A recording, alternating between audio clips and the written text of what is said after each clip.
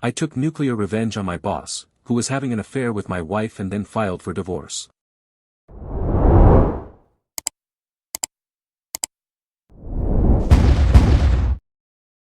My name's Daniel Cross, and I turned 42 on the day my life exploded. After a 20-hour journey from Manila back to Denver, including a miserable layover in Seoul, I landed at 8:30 a.m., exhausted and sore. Even business class felt like cattle transport at that point. But I wasn't bothered by the jet lag or even the high-stakes meeting waiting for me at Western National's headquarters. What gnawed at me was the thought of what might be waiting at home. Instead of heading there, I checked into a room at the Grand Lodge Hotel near the airport. Something told me I might need the distance. I showered, hit the gym, and forced myself to sweat the flight out of my system. Then, after a freezing rinse and a hot finish, I dressed and went down for a classic American breakfast. Pancakes, bacon, eggs, sausage, and enough coffee to wake a corpse. By 10:30, I was sitting in a sleek conference room on the 8th floor of Western National's skyscraper.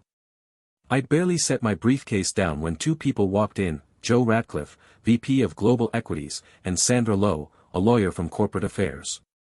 No handshakes. No greetings. "Daniel," Joe said. "Sit." My gut twisted.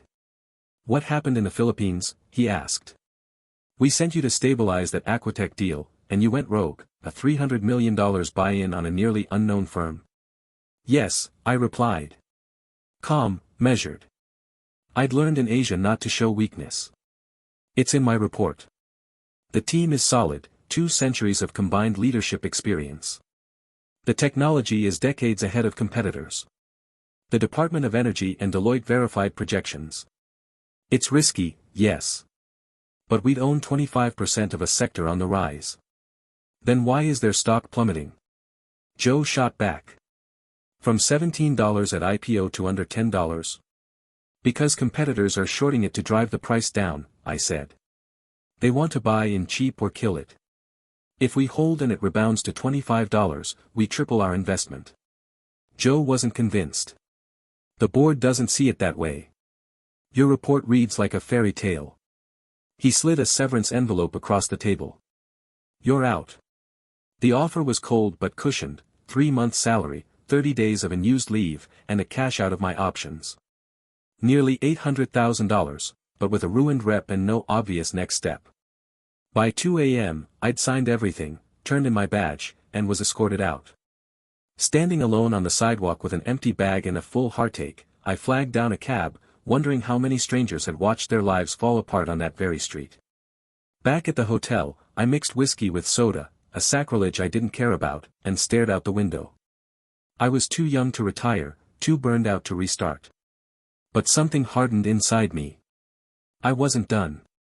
The next morning, I bought a new laptop, opened an offshore trading account under the name Clear Ridge International, and moved $1.2 million in liquid assets there. I'd go private, silent, deadly. I wasn't going to fade away. By 9 a.m., I'd eaten again, checked my bank transfer, and finally turned on my phone. 48 unread messages. Most were from my kids, my father, and friends. But nothing from my wife, Rachel. Not a word. I flew home that afternoon. When I walked in, it was chaos. The house was trashed. Bottles, dishes, clothes, signs of abandonment. 2 empty wine bottles sat on the living room table, each with a different shade of lipstick. The master bedroom reeked of neglect. The sheets hadn't been changed in weeks. The kids' rooms were better but still messy. I cleaned for 3 hours before sitting down and logging into the Pacific Exchange. The stock I'd fought for, Blue Harvest Aquatech, had dropped again. I needed a win. I drove to the store, bought groceries, and cooked Thai green curry with jasmine rice. It was therapy. At 6:30, Rachel and the kids arrived home. The kids ran to me like they'd just seen a ghost. I hugged them both, kissed their heads, and told them how much I missed them. Rachel stood in the doorway, silent. She gave me a quick kiss and muttered, "Welcome home, Daniel." She barely met my eyes. Over dinner, the kids asked about the Philippines. I told them about dragon boat racing and team outings. They smiled. It felt real. Afterward, they surprised me with a birthday gift, a DVD box set of Band of Brothers. I was stunned. It meant something. Rachel broke down. "Oh my God, Daniel, I forgot your birthday. I'm so sorry." I wanted to remind her of the diamond necklace I'd had delivered for hers. But I stayed quiet. We tucked the kids into bed, and later, she admitted something was wrong. "I'm depressed," she whispered. "You've been gone so much. I don't even know what we are anymore." I held her. She cried into my shoulder. She was right. I'd been gone too much, chasing early retirement while the cost crept up quietly. Later that night, I overheard her on the phone. When I walked in, she hung up fast. "Who was that?" I asked. "Someone from the office," she said flatly. I didn't press. But something felt broken. Something was missing in her eyes. Like I wasn't her husband anymore, just a man in her house. The next morning, I woke up groggy, heart pounding with jet lag and dread. Rachel was already gone, leaving a note. "Feed the kids and drop them off at school. I've got an early meeting." I got them ready. We had a quiet breakfast, pancakes and fruit, and I asked gently about how things had been while I was gone. My son, Cole, hesitated, then said, "We hung out with Mr. Anderson and his daughter Ellie a lot. Minigolf, movies, sometimes they picked us up from school." My stomach twisted. Mr. Anderson. Rachel's boss. But I smiled and nodded. "Sounds fun. We should do a summer trip, just us." They brightened up. We hugged, and I drove them to school. As soon as they disappeared into the building, I parked on a side street and called George Lake, my old mentor and still a registered broker. He agreed to review the Blue Harvest prospectus I'd worked so hard on. Later, I stopped at a pharmacy near St. Vincent's Hospital. Just as I stepped outside, I saw Rachel and Ellie Anderson leaving the hospital side entrance. Both looked shaken. Pale. Rachel leaned on Ellie for support. What were they doing there? Was someone sick? Dying? The sight burrowed into me like a splinter. I brushed it off, temporarily, and headed to my next meetings. Julian North, an old contact, reviewed my investment case and said he'd bring it up with his private fund. Aaron Goldman, another prospect, signed on immediately, a $10 million stake. That night, George called back.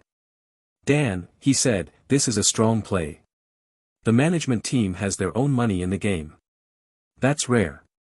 I've got 2 more investors lined up. Let's set up a commission structure." Hope flickered. But it didn't last. When I got home, I fired up the Singapore exchange. Blue Harvest was bleeding, $9.90 and slipping. I suspected foul play from my former company. My hunch? They were dumping stock to tank the price. So I started buying. By midnight, I'd committed $30 million of investor funds. I now held 10% of the company, enough to get someone on the board. But the price was still falling, as low as $5.61 at one point. I stayed the course, fingers trembling over the keyboard. At 2 a.m., the stock began rising. Short sellers were caught flat-footed. By the time I logged off, it had bounced back to $8.72. We'd survived, for now. The next morning, the house was quiet. Cole and my daughter Riley were finishing breakfast. Rachel was on the phone, again, whispering something about timing and we have to move fast. She hung up when I walked in. "You must have been up late," she said casually, pouring me coffee. I nodded. "The trade went well?" "We'll see," I replied, keeping my tone neutral. She kissed my cheek, cool, dry. "I'll take the kids to school today. You look exhausted." After they left, I went to my office, washed my face, and checked Blue Harvest. It had closed the night at $10.40. Steady climb. I checked Anderson Holdings' website, the company Rachel worked for. They just launched a new initiative called New Light Haven, a home for at-risk young women. A shelter, supposedly. Featured prominently in the press release. Rachel. Smiling. Standing next to her boss, Max Anderson. I clicked through to Max's Facebook page, luxury cars, Italian vacations, slick dinners. Then I found it. A photo from a recent charity gala. Rachel was holding Max's hand. And not in a casual way. Not looking at the camera. Looking at him. I sat back, breathing slow and shallow. I needed answers. So I called Clarence Walton, a private investigator my dad had used before. He spoke with a slow southern drawl, but he was sharp. I wired him $5,000 and asked him to dig into Rachel's relationship with Max. He said he'd start the next morning. That night, over dinner, Rachel acted like everything was fine. She brought Chinese takeout and gave me a birthday present, a bottle of Hugo Boss aftershave with a lazy, "Happy birthday, Dan." We sat down. The kids were chatty, unaware of the storm cloud hanging overhead. Rachel said Max had converted one of his houses into the new Light Haven shelter. His late wife had started it before passing from cancer. Why now? I asked. She gave me a bland smile. Because now's the right time. I smiled back, even though it didn't reach my eyes. After dinner, Rachel said she had work to do. I went to my office. And waited. When the Singapore market opened, I jumped in again. Blue Harvest was at $8.49. I began buying strategically, watching the board updates like a hawk. I knew I was being watched too. Former colleagues, hedge funds, maybe even Joe Ratcliffe himself. But I held steady. By the time I logged off, it was past 2 a.m., and Blue Harvest had climbed to $11.33. I had momentum. And I had a purpose. Title: I took nuclear revenge on my boss who cheated with my wife, and left her with nothing. Part 3, Truth in the Cracks. The next morning, the house smelled like bacon and eggs. Rachel had made breakfast, a rarity. We sat at the table, sipping coffee, eating in companionable silence. You wouldn't know a storm was brewing beneath the surface. After she took Cole and Riley to school, I hit the gym, then had a late breakfast at a diner off 4th and Kingston. My body was tired, but my mind was laser-focused. Afterward, I met George to discuss launching a private brokerage. We mapped out an ambitious plan. George would manage the legal and regulatory side, while I'd handle strategy, trading, and client growth. Our flagship. The Blue Harvest portfolio. That night, Rachel came into my office. The kids are at the Mitchells for a sleepover, she said. We need to talk. She poured me a bourbon and a glass of wine for herself. I waited. I don't know what you think I've been doing while you were away, Dan, she said, sounding defensive right off the bat. I stayed silent. You're being distant, she continued, cold. Almost cruel. I tilted my head. Cruel. She nodded. You're not the man I married. And you're not the woman I came home for. That shut her up for a moment. Then she looked at me with those sad eyes that used to melt me. We're like strangers. We weren't strangers when I sent you earrings for your birthday. Or when I FaceTimed every night from Manila, even at 3 a.m. She turned away. 17 years, I said. That's how long we've built this life. We gave up so much. And now we're strangers. She didn't respond. She just walked upstairs. I didn't follow. The next morning, I was in the backyard when Clarence Walton called. You sitting down, Mr. Cross? Hit me. We didn't catch your wife in any hotel rooms or love nests, but she's been in a long-term affair with Max Anderson for over 2 years. I swallowed hard. It's an open secret at her office, Clarence went on. His daughter Ellie knows. She's helped cover for them. When you were overseas, Rachel would leave your kids with friends to spend weekends with him. My vision tunneled. And there's more, Clarence added. Max has terminal pancreatic cancer. He's been getting treatment at St. Vincent's, but it's not working. Doctors say he's got maybe a few months left. Everything suddenly made sense. Her distance. Her sadness. The crying. The hospital. She wasn't having a breakdown. She was mourning the man she was in love with. I need a moment, I said and hung up.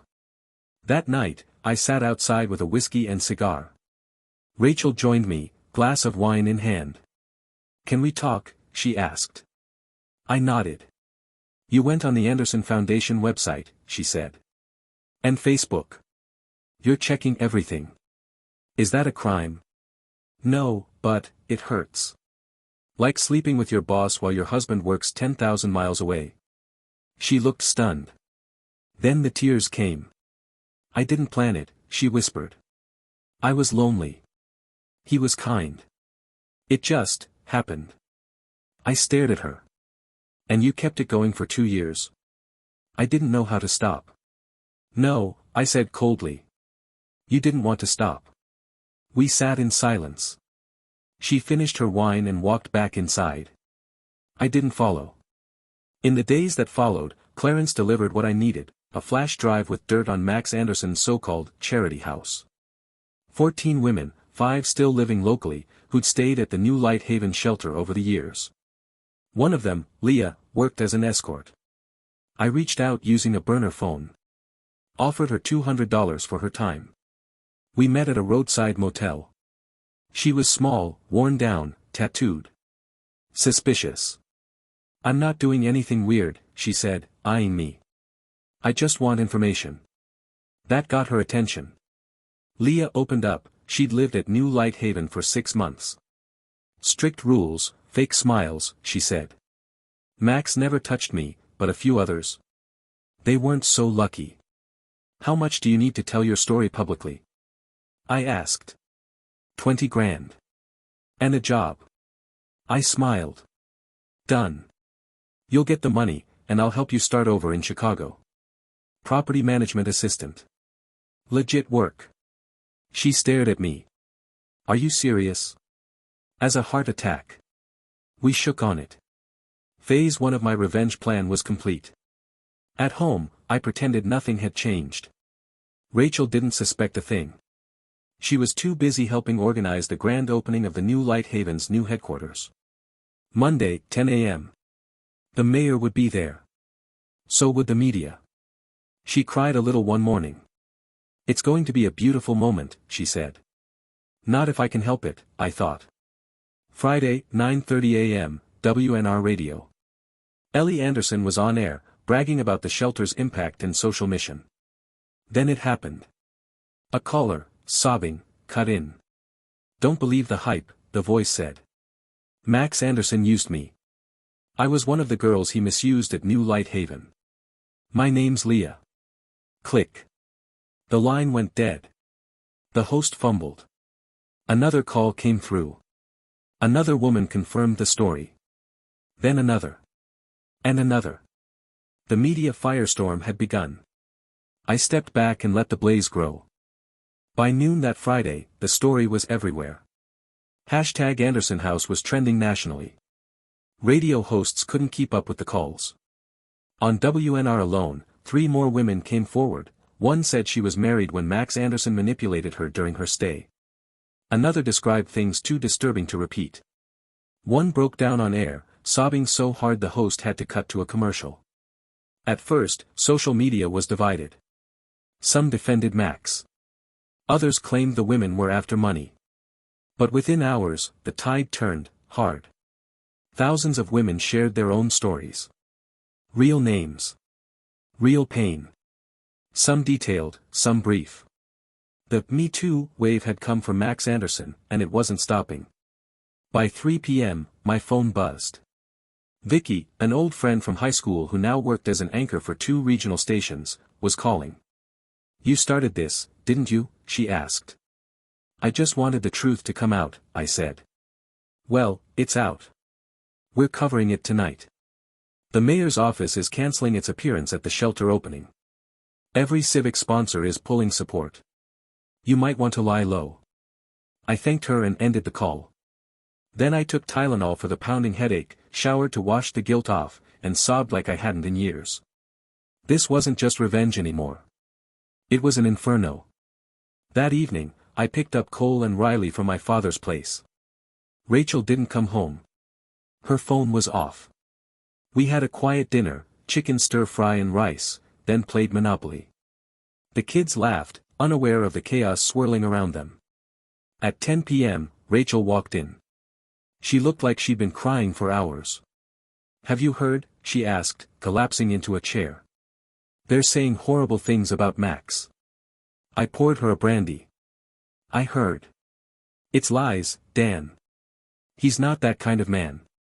Where there's smoke. No, she said sharply. He was kind. Gentle. Generous. He helped people. Maybe he helped himself a little too much. She stared at her drink, eyes glassy. I leaned in. You don't know him like you think you do. Stop it, she said, voice cracking. I loved him. I knew that already. What hurt was hearing it out loud. The next day, I drove the kids to soccer practice. While they played, I called Clarence. 4 women had already met with attorneys. A lawsuit was coming. The district attorney's office was gathering evidence, but Clarence said they were hesitant to prosecute a man on his deathbed. Didn't matter.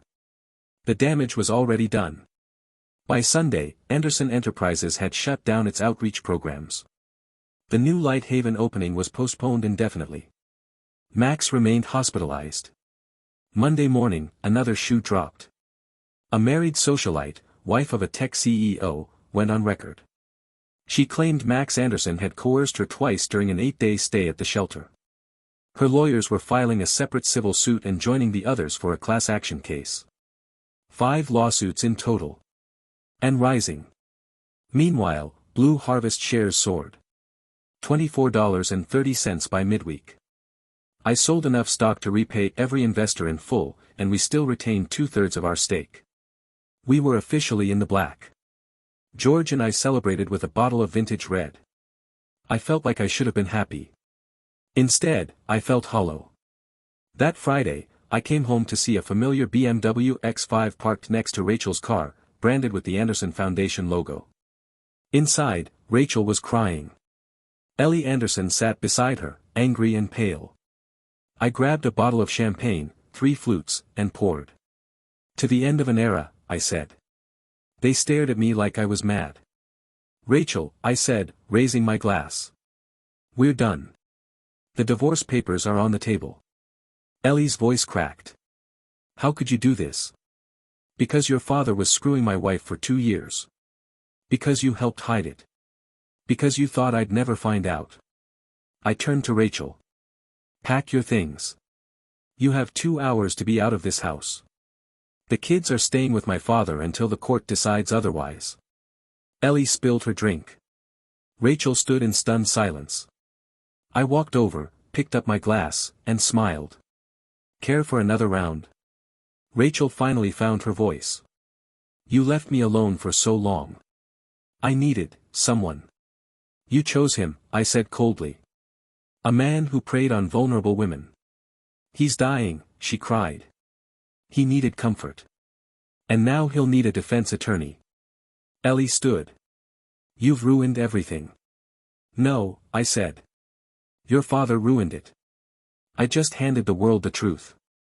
They left, furious and broken. And I finally let myself breathe. After Rachel and Ellie stormed out that night, I sat in the dark house, surrounded by echoes of a life that was already gone. The divorce papers lay open on the table. No more pretending. No more hoping. The next morning, I called my dad. I explained everything, Rachel's affair, the lawsuit storm, and the fact that I was seeking full custody of Cole and Riley, at least temporarily. Bring them here, he said without hesitation. They'll be safe. I packed their overnight bags and drove them over. Cole didn't say much, but Riley asked quietly, Are you and Mom mad at each other? I nodded gently. We're going to be okay. It's just complicated right now. She seemed to accept that. Kids are stronger than we give them credit for. The house felt like a tomb when I returned. Every room echoed with what used to be laughter, birthdays, burnt dinners, Christmas mornings. Now, it was just walls and silence. I couldn't sleep. Couldn't eat. Couldn't think. So I worked. George and I finalized the registration for our brokerage in Singapore. I began rebuilding my investor list and moved more capital into Asian and African markets. Blue Harvest, now at $27.10, was the cornerstone of our pitch. Despite the chaos in my personal life, the business was booming. But Rachel wasn't finished. Her lawyer reached out. She wanted the house, alimony, half the investment accounts, and primary custody of the kids. She accused me of emotional abandonment and unethical retaliation. I sat across from her and her attorney at the first meeting. "I want what's fair," she said, as if she hadn't gutted our marriage like a fish. "You'll get nothing but what the law demands," I replied. Her lawyer pushed. "We estimate there's at least $250,000 in cash and near-liquid assets. We want half." "That money was lost in a failed investment," I lied. "Market collapsed while I was in Singapore. It's gone." Rachel's eyes narrowed. "You're hiding something," she hissed. "Take the deal, Rachel," I said, smiling coldly. "Or I'll drag this out until you can't afford your lawyer's lunch." She leaned forward. "Why are you doing this?" "Because I spent 17 years sacrificing for a woman who gave herself to another man. And now I'm done." Over the next few weeks, her position changed constantly. One day she begged for reconciliation. The next, she accused me of emotional abuse. Then she said her affair wasn't that serious. She even tried to get back in the house. Her lawyer filed a motion for emergency re-entry. I grinned through the entire hearing. "Be careful, Rachel," I warned her outside the courtroom. "Push too hard, and I'll release the recording of your little bedside chat with Max." She went white. "You wouldn't. Try me." From that day on, she was cautious around me. Not civil, just terrified. Meanwhile, the lawsuit against Max Anderson exploded. One of the women, Rita, had ties to the press. She gave an exclusive interview to a local paper, naming not just Max but Ellie as a complicit enabler. The hashtag #MeToo movement amplified her voice. The DA's office, under pressure, launched a formal inquiry. Ellie's face was plastered on tabloids and Twitter alike. The Anderson name was toxic. Every day brought new allegations. At last count, over a dozen lawsuits. And behind it all, my anonymous tip had planted the seed. Leah. She was doing well. The job I set her up with worked out, and she was off the radar, far from the media. She kept her end of the deal and never mentioned me. That was key. My fingerprints were nowhere. One evening, weeks later, I was working on client onboarding when the doorbell rang. It was Ellie Anderson. "What do you want?" I asked flatly. "Please," she said. "I just want to talk." I didn't let her in right away. I made her leave her phone in her car. Then I turned on my own recording device and nodded. "You ruined everything," she said. "My family. My name." I didn't speak. "I know it was you." I just sipped my bourbon. She stared at me like she was looking at a ghost. "You're not done, are you?" she asked finally. "No," I said. "Not until the Andersons are ashes." She blinked hard. "What do you want from me?" "Nothing. I already took it." She stumbled backward and left without another word.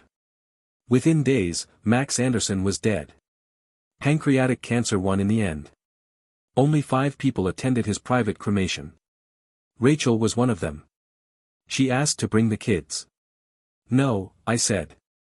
"Over my dead body." She didn't argue. When she returned later that day, she was sobbing. "You destroyed him." "No," I said. "You did. When you chose him over your family." She whispered, "I loved him." I hit play on my phone. It was a recording, Max's voice, barely audible from his hospital bed. "Those girls owed me. I gave them shelter. They knew the price." Rachel collapsed onto the floor. "Was it worth it?" I asked. "No," she whispered. "You ruined everything I worked for. You did that yourself." When Max Anderson died, Anderson Holdings fell apart almost overnight. Their assets were frozen. The lawsuits grew teeth. The foundation crumbled. And one of those assets, the house they were converting into the new shelter, New Light Haven, went up for auction. I bought it for next to nothing. No fanfare. No press. Just paperwork, silence, and my signature on the deed. And then, I renamed it, the Joy Cross House, after my mother. I created a trust with George, my father, and the four main women who had sued Anderson. Together, they would run it as a real, functional shelter. Not a front. Not a scandal magnet. A real place for recovery and dignity. The media. They ate it up. A former investor steps in to save at-risk women's shelter, the headline said. From scandal to salvation. But no one knew who I really was in the story. That was the point. The divorce dragged for a few more months. Rachel eventually got joint custody. I didn't want to put the kids through a tug-of-war. But she had to contribute 50% toward the mortgage if she wanted to stay in the house. No alimony. None. My offshore accounts were legally untouchable, and the courts couldn't trace the severance payout from Western National. She threatened to expose me. I offered to release the full recordings. She backed down instantly. Life began to rebuild in slow pieces. I bought a 3-bedroom condo in the city so Cole and Riley would have a place to stay with me on weekends. Rachel was still in real estate, working long hours and keeping her head down. The town hadn't forgotten the affair, or the collapse of her boss's legacy. She learned to keep a low profile. Me. I traveled again, less, but enough to rebuild the business with George. We expanded into Johannesburg and Seoul, diversified portfolios, and earned back every penny we'd risked, and then some. George began talking retirement. I'd buy him out eventually. We had plans. One day, several months after the dust settled, I ran into Leah, real name Leanne Roxton, at a coffee shop in Chicago. She looked different. Cleaner. Clear-eyed. You made good on everything, she said. You earned it. She hesitated. Did you know, it was all sort of an open secret? I figured. I wasn't misused, she said.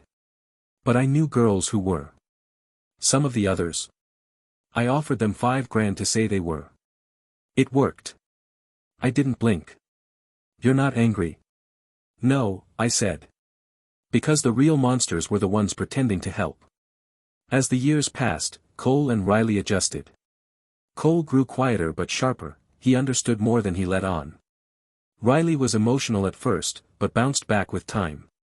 Rachel remarried, an older man with no connection to Anderson Holdings. Cole said he was okay. I nodded. I'd moved on too, though I wasn't seriously dating. The one thing I hadn't let go of. Control. Not over people. Over peace. I started therapy, at my father's urging. Trauma counseling. The counselor said I was compartmentalizing to survive. She wasn't wrong. But she wasn't entirely right either. Because I'd burned the old life to the ground. And built something better from the ashes. 4 years passed. The flames I had lit burned bright and fast, but in the ashes, life settled into something that resembled normal. Sort of. Cole was 17 now, taller than me, quiet like his grandfather. Reserved. Calculating. He still asked to stay with me most weekends. Riley, 15, had turned into a whirlwind of opinions, sarcasm, and late-night philosophical questions about trust, love, and people's hidden lives. I knew where that came from. She never mentioned her mother's affair, but she remembered. Children always do. Rachel had remarried a man named Curtis. Older, stable, successful enough, but not flashy. I met him once during a handoff at a swim meet. He was polite. Distant. I gave him a nod. We didn't shake hands. Rachel avoided eye contact the whole time. By then, her reputation had stabilized. The memory of Max Anderson's scandal faded under newer headlines. But it never really left. She worked primarily out of town now, neighboring counties where people weren't as familiar with her history. Cole told me one day, Curtis is okay, but he's not really around. Works late. Mom's always tired. I didn't reply. Just nodded. Riley was more blunt. She cries sometimes in the kitchen. Like she's remembering something she wishes she could forget. I sipped my coffee. Riley looked at me. Did you love her? Like, really? I paused. I did. Once. And now? I don't hate her, I said after a moment. But I don't think she knows who she really is. Riley said nothing. Just nodded, as if that confirmed something she already suspected. Business kept growing. George officially retired, and I bought him out of the firm. We renamed it Cross and Lake International to honor our roots, and I hired 2 younger partners, hungry, smart, loyal. Leanne, formerly Leah, now ran her own property services company and occasionally sent referrals my way. She stayed clean, focused, and deeply loyal, not to me, but to what we built out of mutual necessity. She visited the Joy Cross house once a month. It had become everything Max's fake project had pretended to be: structured, protected, empowering. No scandals. No exploitation. Just safety. Then one day, Rachel called. It was a Sunday. Late. Unusual. "Dan," she said, "can we talk?" My instinct was to hang up. But I didn't. "I'm listening. I know this is years too late, but I need to say something." I didn't speak. "I'm sorry. I waited. I was selfish," she said, her voice cracking. "I chose someone who made me feel seen. And I lied to myself about what it really was. Max, he made me feel alive when I felt invisible. I let the silence do the work. I lost everything that mattered. You. The respect of our kids. My identity. I thought I could fix it with a new marriage, but I can't sleep at night. Not without remembering what I did." "Rachel," I said finally, "do you think you're the only one who made sacrifices?" "No," she said quickly. "I know you did. And I resented you for it, because you were always stronger than me. Always had direction. I didn't." I sighed. "It's over. We survived it. That's all that matters now. Do you think the kids will ever forgive me?" "They already did," I said. "You just haven't forgiven yourself." She cried softly on the other end. Then hung up. I told no one about the call. Not my father. Not my therapist. Not even George, who still checked in twice a month over drinks and market trends. But that night, I slept soundly. For the first time in years. It was early spring when I saw Ellie Anderson again. I hadn't heard her name in over 3 years. After her father's death and the fallout from the lawsuits, she disappeared, legally and socially. Changed her last name, went off social media. Rumor was she moved out west. But she walked right into a conference in Dallas I was attending, sat across the lobby, and didn't see me at first. She looked different. Older, tired, but oddly composed. Her hair was shorter, her clothes more muted. The flash and flare that once defined her had been replaced by something more hollow: survival, maybe. She was sitting at the hotel cafe, typing on a laptop, when I approached. She looked up and froze. "Ellie." She stared, unsure whether to run or scream. "You don't need to worry," I said. "I'm not here to finish anything." "Then why are you here?" "Curious," I admitted. "I wanted to see what you looked like after it all." "That's cruel." "Not if you survived," I said, calmly. "Did you?" She blinked hard. "I'm working for a legal nonprofit now. Women's rights." Irony, I know. "No," I said. "That's what makes it make sense." She hesitated, as if unsure if I was mocking her. "I blamed you," she said finally. "I blamed everyone. But mostly you. You were protecting your father." She laughed bitterly. "You know, I used to think I was helping him preserve a legacy. Now I see I was just preserving a lie." "You knew," I said. "About the girls. The shelter. Everything." "I suspected," she admitted. "But I didn't want it to be true. When you hate someone enough, you'll ignore anything to spite them." I nodded. "I know that feeling." We sat in silence for a moment. "I'm not asking for forgiveness," she said, standing up. "But I don't wake up screaming anymore. That has to count for something." "It does," I said. She walked away. I didn't follow. A few months later, Riley graduated high school. She gave a speech. Top 10 of her class. Her words stayed with me for days. People will tell you life is about finding the truth. But it's also about surviving the truths you didn't want to know. My throat tightened. She saw everything. More than I ever gave her credit for. After the ceremony, Rachel approached me quietly. "She's amazing," she said, brushing a tear away. "You raised them right." "We did," I replied. She looked at me for a long moment. "Do you ever regret what happened?" "Only that I didn't see it sooner," I said. "But regret doesn't undo anything." "No," she whispered. "It just reminds you of who you were before." Then she walked back to Curtis, who waited at the car. I stood in that parking lot, surrounded by parents and caps and laughter, thinking. Revenge had been necessary. But healing was never guaranteed. That summer, Cole left for college on the East Coast.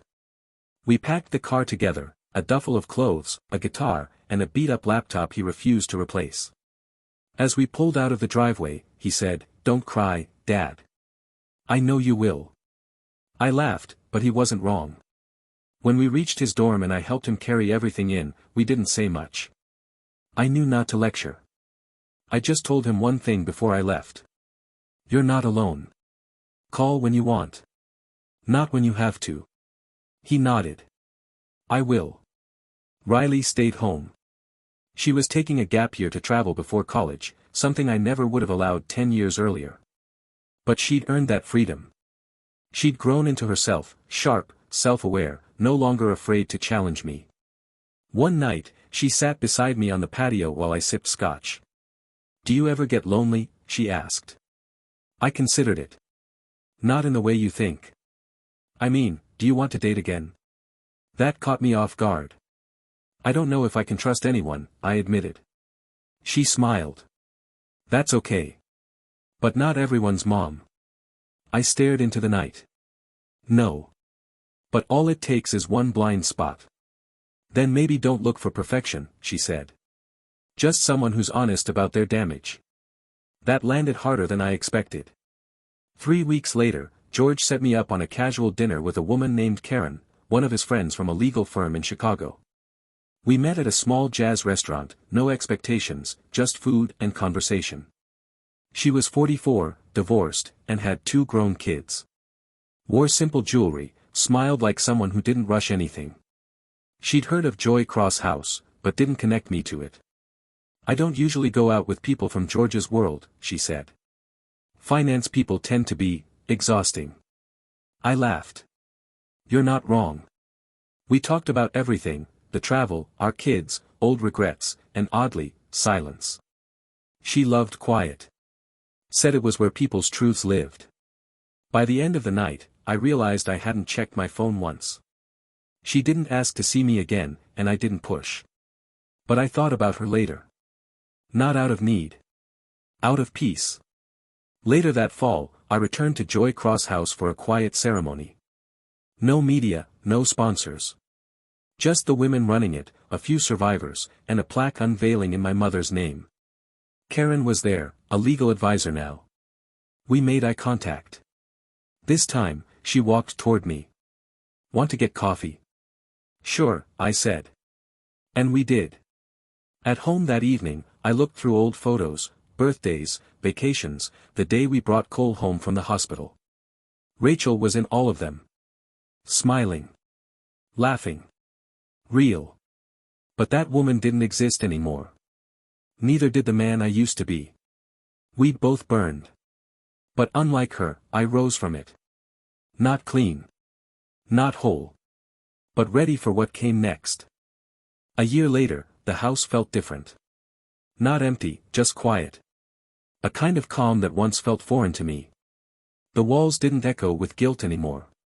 They didn't tremble with memory. They just stood. Cole visited for the holidays. Riley was preparing for college on the West Coast. She'd gotten into her dream school with a scholarship and planned to major in psychology. I joked that I'd soon be the subject of one of her papers. She smirked and said, "Already wrote a draft." "I changed your name, don't worry." The kids were okay. They were better than okay. That mattered more than anything else. Rachel stopped by once that winter. She brought a photo album, one I hadn't seen in years. "I found this while packing up old stuff," she said. "Thought you might want it." I flipped through it. First birthdays. Vacations. Our first apartment. The kids as toddlers. Her pregnant, barefoot, glowing. "Do you regret anything?" she asked softly. I thought about that carefully. "I regret that we didn't grow together," I said. "That we let distance become silence." "I used to blame you," she whispered. "But it was me. I just needed someone to tell me I mattered. Max made me feel that. And I thought that was love." "It wasn't," I said. "It was attention." She nodded. "I know now." There wasn't anger in my voice. There wasn't love either. Just understanding. Karen and I never defined anything. She'd come over for dinner. I'd visit her when I was in Chicago. Sometimes we'd sit on the couch and not say much at all, and that was enough. She knew what I'd been through. I didn't need to explain. She didn't treat me like a project or a wounded animal. We weren't healing each other. We were just existing. And for the first time in my life, I realized that was okay. One night, Riley and I were cleaning out old boxes from the attic when she held up something, a leather-bound journal I'd forgotten about. "Yours?" she asked. I opened it. Inside were handwritten notes from my time in Singapore. Trade logs. Frustrations. Doodles from the plane. And then, her drawings. Little stick figures. Notes she'd mailed me that I'd taped inside. "Miss you, Daddy. Win your meetings. Come home soon." I smiled. She watched me closely. "Would you do it all again?" she asked. "The revenge?" She nodded. I took a long breath. "No," I said. "But I'd still leave. I just wouldn't burn everything on the way out." "Good," she said. "Because I was scared of what it was doing to you." I was too. I still run the firm. Still invest. Still build portfolios and mentor junior analysts. But I also take days off now. Go on walks. Cook dinner. Visit Joy Cross House once a month and help with fundraising. I still have the nightmares sometimes. But they pass quicker now. Because I stopped fighting the past and started building a future. So here I am. No hero. No villain. Just a man who got broken, then rebuilt. Not because I wanted to. But because I had no other choice.